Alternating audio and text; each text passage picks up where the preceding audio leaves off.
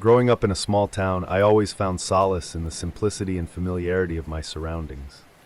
The old church at the edge of town, with its quaint steeple and welcoming congregation, was a cornerstone of our community. It was the kind of place where everyone knew everyone, and the church played a significant role in our lives. So, when the opportunity arose to participate in a church retreat, I eagerly signed up. The retreat was to be held at an old, secluded church in the countryside, far from the noise and distractions of modern life. The idea was to spend a weekend in reflection, prayer, and community, and I was looking forward to the peace and quiet. We arrived on a chilly Friday evening, just as the sun was setting. The church was even more picturesque than I had imagined, surrounded by tall trees and with a small graveyard to one side.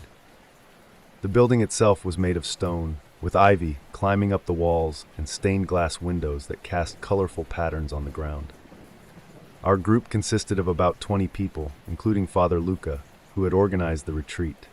He was a kind and gentle man, with a deep voice that was soothing to listen to. After settling into our rooms in the attached rectory, we gathered in the church for an evening service. As we sang hymns and listened to Father Luca's sermon, I felt a sense of peace wash over me. The church was dimly lit, with candles providing a warm, flickering light. The atmosphere was serene, and I found myself lost in thought, reflecting on my life and my faith. After the service, we shared a simple meal and then retired to our rooms. The rectory was old but well maintained, with wooden floors that creaked underfoot and heavy, antique furniture. My room was small but cozy, with a comfortable bed and a window that overlooked the churchyard. That night I slept deeply, the events of the day lulling me into a restful slumber. It was around midnight when I was abruptly awakened by a sound that sent a chill down my spine. It was the faint sound of singing. At first I thought I was still dreaming, but as I sat up in bed I realized the sound was real. It was coming from the church. The singing was hauntingly beautiful, a chorus of voices harmonizing in a hymn that was both familiar and strange. Curiosity got the better of me, and I slipped out of bed, pulling on a sweater against the cold. I made my way quietly through the dark rectory and out into the churchyard. The night was still and silent, except for the ethereal music that seemed to float on the air. As I approached the church, the singing grew louder. I pushed open the heavy wooden door and stepped inside. The sight that greeted me made my heart skip a beat. The church was filled with people. Men, women, and children, all dressed in old-fashioned clothing, were standing in the pews, singing in perfect harmony. Their faces were serene, their eyes closed as if lost in prayer. The candles on the altar burned brightly, casting an otherworldly glow over the scene. For a moment I just stood there, unable to move. It was as if I had stepped back in time, witnessing a service from a bygone era. The music was mesmerizing, and I felt a strange sense of calm wash over me. But then, something changed. The temperature in the church dropped suddenly, and the singing took on a darker, more ominous tone. The faces of the congregation twisted into expressions of anguish, and the air grew thick with a sense of foreboding. I took a step back, my heart pounding in my chest. As I turned to leave, I saw Father Luca standing at the back of the church, watching me. His expression was grave, and he motioned for me to come to him. I hurried over, my breath coming in short, panicked gasps. Father Luca led me outside, closing the door behind us. The singing stopped abruptly, and the night was once again silent. "What was that?" I asked, my voice trembling. Father Luca sighed, looking weary. "This church has a history," he said. "Many years ago, a terrible tragedy occurred here. A fire broke out during a service, and many lives were lost. Some say the spirits of those who perished still linger, trapped in an eternal service." I shivered, the weight of his words sinking in. "Why didn't you tell us?" "I didn't want to scare anyone," he replied. "The spirits are usually peaceful, content to hold their nightly service. But sometimes they become restless, especially when there are new people around." The rest of the weekend passed in a blur. The other members of the retreat seemed unaware of the night's events, and I didn't mention it to anyone. Father Luca and I agreed to keep it between us, not wanting to cause unnecessary fear. I left the retreat with a heavy heart, the memory of the phantom choir haunting my thoughts. The experience had shaken me to my core, challenging my beliefs and leaving me with more questions than answers. Years have passed since that fateful weekend, but I still find myself thinking about the old church and its ghostly congregation. The memory of their singing, both beautiful and terrifying, lingers in my mind. To this day, I avoid churches at night, the fear of encountering another phantom service too great to ignore. The experience has changed me, instilling a deep respect for the unknown and the unseen. While I may never fully understand what happened that night, I have come to accept that some things are beyond explanation, existing in the shadows between our world and the next. I had always been drawn to old buildings, their ancient walls whispering secrets of the past. So, when my friend Jake told me about the volunteer opportunity to help renovate the old church in our town, I jumped at the chance. The church, built in the late 1800s, had fallen into disrepair over the years. Its large, Gothic structure, complete with stained glass windows and towering spires, loomed over the small town, a reminder of an era long gone. The first few days were uneventful. We cleaned out old pews, removed cobwebs, and patched up cracks in the walls. It was hard work, but there was a certain satisfaction in seeing the place slowly come back to life. However, it wasn't long before we discovered the hidden door in the basement. Jake and I were moving some old crates when we noticed the unusual outline on one of the walls. It was subtle, but upon closer inspection, we could see that there was a door hidden behind the layers of dust and grime. Our curiosity piqued. We pried it open with a crowbar, revealing a dark, narrow staircase leading down into the depths of the church. "Should we go down?" Jake asked, shining his flashlight into the darkness. "Why not?" "Let's see what's down there," I replied, trying to sound braver than I felt. The air grew colder as we descended the stairs, the sound of our footsteps echoing off the stone walls. At the bottom, we found ourselves in a small, dimly lit room. The only source of light came from a single flickering bulb hanging from the ceiling. As our eyes adjusted to the gloom, we saw that the room was filled with strange artifacts, old books with yellowed pages, rusty chains, and what looked like ceremonial robes. "What is this place?" Jake muttered, picking up one of the books. "I don't know, but it's giving me the creeps," I admitted, feeling a shiver run down my spine. As we explored the room, we found more disturbing items, animal bones arranged in strange patterns, jars filled with unknown substances, and a large, ancient-looking chest in the corner. The chest was locked, but we could see symbols carved into its surface, symbols that looked like they belonged in a horror movie. "This is some serious horror movie stuff," Jake said, echoing my thoughts. "Let's get out of here," I said, my unease growing by the second. But just as we turned to leave, we heard it, a whispering voice, soft and barely audible, but definitely there. "Did you hear that?" Jake asked, his face pale. "Yeah, let's go," I replied, my heart pounding in my chest. We hurried up the stairs, the whispers growing louder and more insistent with each step. By the time we reached the top, we were practically running. We slammed the door shut and leaned against it, breathing heavily. "What the hell was that?" Jake gasped. "I don't know, but I don't want to find out," I replied, feeling a cold sweat break out on my forehead. Over the next few days, things only got worse. The whispers followed us wherever we went, growing louder and more menacing.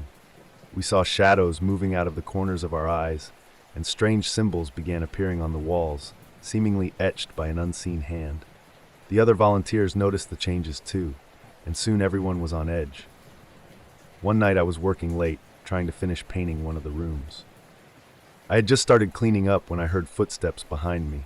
I turned around, expecting to see Jake or one of the other volunteers, but there was no one there. The room was empty. "Hello?" I called out, my voice echoing in the empty church. There was no response, but I could feel someone watching me. The hair on the back of my neck stood up, and I felt a chill run down my spine. I grabbed my things and hurried out of the church, my heart pounding in my chest. The next day, Jake didn't show up for work. I called him, but there was no answer. I went to his house, but his roommate said he hadn't seen him since the previous night. Panic set in, and I rushed back to the church, hoping to find some clue about his whereabouts. As I walked through the darkened halls, the whispers grew louder, filling my ears with their insistent, unintelligible words. I made my way to the basement, dreading what I might find. When I reached the hidden room, I saw the door was ajar, and a cold draft wafted up the stairs. "Jake?" I called out, my voice trembling. No answer. I descended the stairs, the whispers growing louder with each step. The room was just as we had left it, but the chest in the corner was now open. Inside I found a diary, its pages filled with frantic handwritten notes. The entries told the story of a previous priest who had become obsessed with dark rituals, believing they would grant him eternal life. He had hidden the room from the rest of the congregation, conducting his sinister ceremonies in secret. The diary ended abruptly, with a final, desperate plea for forgiveness. As I read the last entry, I felt a cold hand on my shoulder. I turned around, but there was no one there. The whispers were deafening now, filling my mind with their dark, insistent demands. I stumbled out of the room, barely able to see through the tears of fear in my eyes. I ran out of the church, the whispers following me all the way until I finally reached the safety of my car. Later, I found out that Jake had moved out of town, but we never spoke again. The church was eventually closed off, declared unsafe for renovations. But the whispers never stopped. They followed me, haunting my dreams and filling my waking hours with dread. I knew I would never escape the darkness we had unleashed in that secret room, and the fear would be my constant companion. I had always been fascinated by history, particularly the history of old buildings. So when I was offered the opportunity to stay in a historic rectory attached to a century-old church, I eagerly accepted. The rectory, with its tall, imposing structure and Gothic architecture, seemed like the perfect place to immerse myself in the past. The church itself was a magnificent building, with towering spires and intricate stained glass windows. The rectory, however, had a more somber air about it. It was a large, two-story building made of dark stone, with ivy creeping up the walls and windows that seemed to watch you as you approached. Father Michael, the parish priest, welcomed me warmly. He was a middle-aged man with kind eyes and a gentle demeanor. He showed me around the rectory, pointing out the various rooms and sharing stories about the building's history.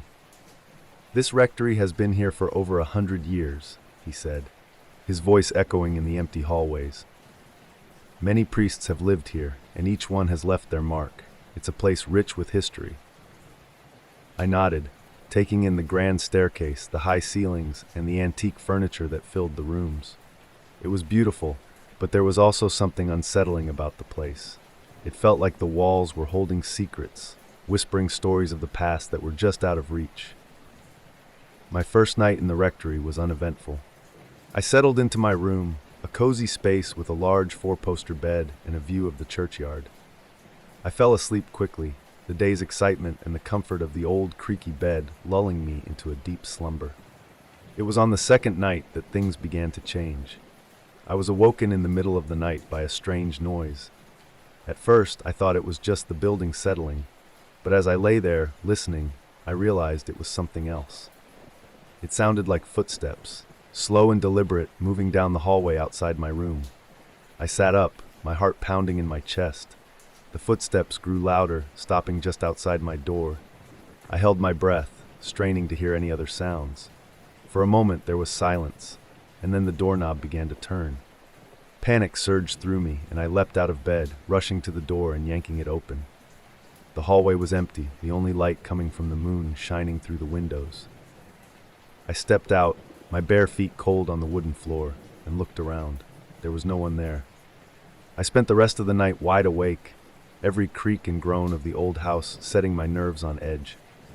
By morning, I was exhausted, but determined to find out what was going on. Over breakfast, I mentioned the incident to Father Michael. He listened quietly, his expression thoughtful. "You're not the first to experience something like this," he said after a moment. "This rectory has a history of strange occurrences. Some say it's haunted by the spirits of former priests who lived here." I felt a chill run down my spine. I had always been a skeptic when it came to the supernatural, but there was something about Father Michael's tone that made me reconsider. Over the next few days, the strange occurrences continued. I would hear footsteps in the hallway, doors opening and closing on their own, and whispers that seemed to come from the walls themselves.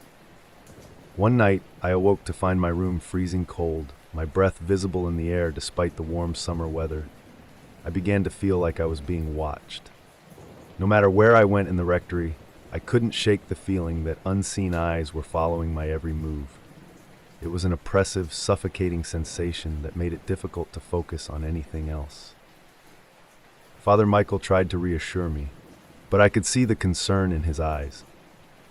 He admitted that he had experienced similar things during his time in the rectory, but he had learned to live with it. "It's part of the history of this place," he said. "The spirits here are restless, but they mean no harm. They are simply present." Despite his words, I found it increasingly difficult to stay in the rectory. The constant feeling of unease, the strange noises, and the chilling cold all wore me down. I began to dread the nights, knowing that I would once again be confronted by the unknown.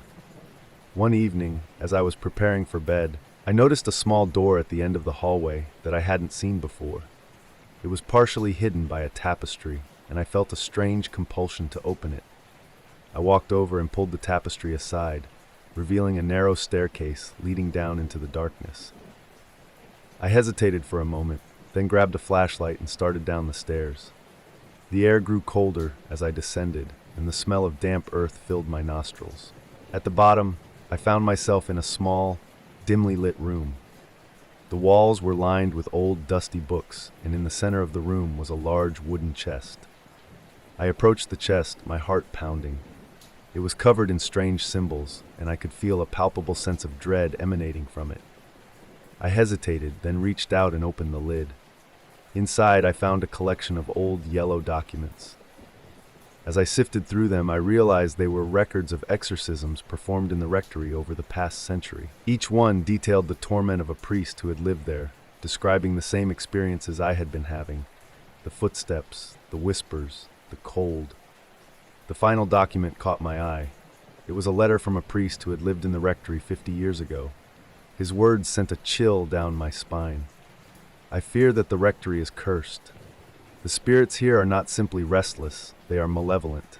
They seek to drive us away, to claim this place as their own. I do not know how much longer I can withstand their torment." I returned to my room, my mind racing. I knew I couldn't stay in the rectory any longer.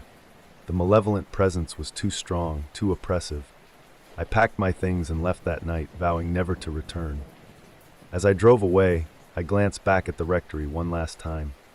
In the moonlight, it looked like a shadowy specter, its dark windows staring out into the night. I shuddered and turned my attention back to the road, determined to put the experience behind me. I had always enjoyed the sense of community that came with attending church. The familiar faces, the comforting rituals, and the serene atmosphere always provided a sense of peace. That sense of peace was shattered one summer when I volunteered to help out at a suburban church during their renovation. The church had been around for decades, a modest building with a white steeple and stained glass windows that depicted scenes from the Bible. Father Thomas, the parish priest, was a kind man who welcomed everyone with open arms. When he asked for volunteers to help renovate the church, I eagerly signed up. It seemed like a good way to give back to the community and spend some extra time in a place I loved. I arrived early on the first day, greeted by the cheerful sounds of birds chirping and the warm sun casting long shadows on the church's facade. Inside, I found Father Thomas and a few other volunteers discussing the day's tasks. "Good morning, everyone," Father Thomas said, smiling. "Today we'll start by clearing out the storage room in the basement. It's been years since anyone's gone through it, so there might be some surprises." We made our way to the basement, a cool, dimly lit space with stone walls and a low ceiling. The storage room was cluttered with old furniture, boxes of forgotten belongings, and dusty relics from past generations. As we worked, I couldn't shake the feeling that we were disturbing something that had been at rest for a long time. Around midday, we took a break and gathered in the kitchen for lunch. That's when Father Thomas mentioned the new parishioner. "Her name is Margaret," he said, sipping his coffee. "She's just moved to the area and is eager to get involved with the church. She should be here any minute." As if on cue, the door creaked open, and a woman stepped inside. Margaret was tall and thin, with long dark hair that hung in loose waves around her pale face. Her eyes were strikingly blue, almost unnaturally so, and she had an air of quiet intensity that made me feel uneasy. "Welcome, Margaret," Father Thomas said warmly. "We're glad to have you with us." Margaret nodded and offered a faint smile. "Thank you, Father. I'm happy to be here." Despite her polite demeanor, there was something about Margaret that set me on edge. As we resumed our work in the basement, I found myself glancing at her often, trying to figure out what it was that made me so uneasy. She moved gracefully, almost too gracefully, as if she was gliding rather than walking. In her eyes, those piercing blue eyes seemed to see right through me. The first few days went by without incident. We made good progress on clearing out the storage room, and Margaret quickly became a regular part of our group. But my unease around her never faded. It was like a shadow that followed me, always lurking at the edge of my consciousness. One evening, as we were wrapping up for the day, Father Thomas asked Margaret to stay behind for a moment. I lingered nearby, curious to see what they would discuss. "Margaret," Father Thomas began, "I wanted to talk to you about your involvement in the church. You've been a wonderful help, but I've noticed something unusual about you." Margaret's expression remained calm, but there was a flicker of something dark in her eyes. "Unusual, Father?" "Yes," he said, his voice gentle but firm. "I've sensed a presence around you, something that doesn't belong here. I believe it might be affecting you." For a moment, Margaret said nothing. Then her lips curled into a cold smile. "You're very perceptive, Father, but you have no idea what you're dealing with." Before anyone could react, Margaret's body convulsed, and a guttural growl erupted from her throat.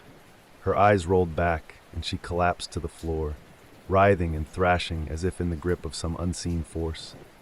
"Dear God," Father Thomas whispered, crossing himself. "It's a possession." Rick sat in as we watched Margaret's body contort and her voice distort into a deep, malevolent tone. "You cannot save her," the voice hissed. "She belongs to us now." Father Thomas acted quickly, ordering us to hold her down while he fetched his Bible and holy water. We struggled to keep Margaret restrained, her strength unnaturally powerful as she fought against us. Her eyes, now completely white, stared at us with a hatred that seemed to pierce our very souls.